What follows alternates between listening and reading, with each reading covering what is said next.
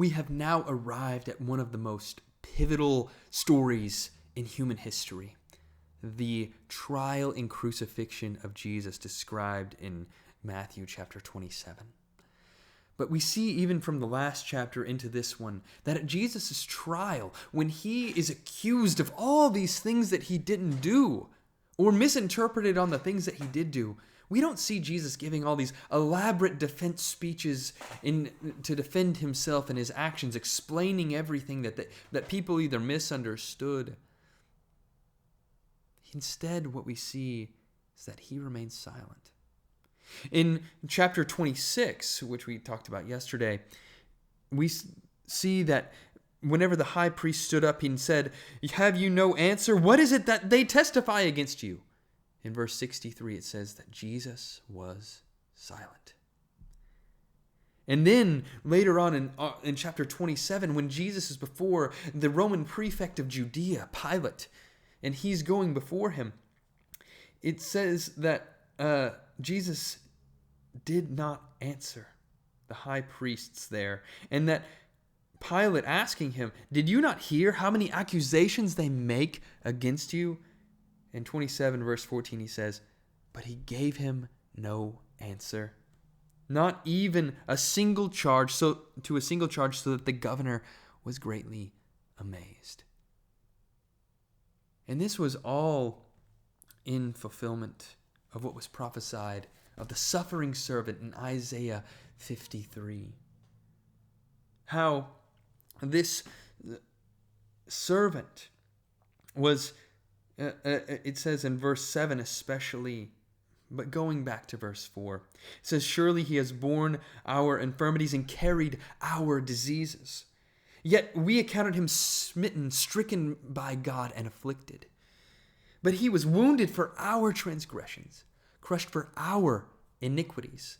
The chastisement that brought us peace and made us whole was upon him, and by his stripes we are healed. All we like sheep have gone astray, and each of us have turned to our own way. But the Lord has laid on him the iniquity of us all." And then in verse 7, "He was oppressed and he was afflicted, yet he did not open his mouth. Like a lamb that is led to the slaughter, and like a sheep that before its shearers is silent, so he did not open his mouth." And what this teaches us is one, that Jesus did not feel the need to defend himself because he knew that God would be the one who would vindicate him. And while it does show that he is the suffering servant that was prophesied about in Isaiah 53, it also shows us something that we should imitate. That we also don't need to always defend ourselves when people accuse us falsely. Jesus says that we are blessed are those who are falsely accused for righteousness' sake in Matthew chapter 5. We need to receive that blessing and imitate our Savior in that response. And so if you're being accused today and you're being slandered and maligned of things that you didn't do, and you can deny those things, you need to feel comfortable knowing that God is the one who is going to ultimately defend you.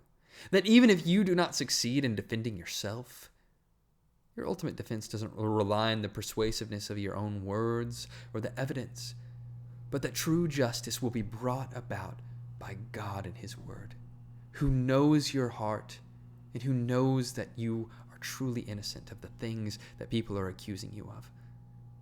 And so I hope today that you will choose to rest in God, who is your advocate, who is a better advocate than even you are for yourself.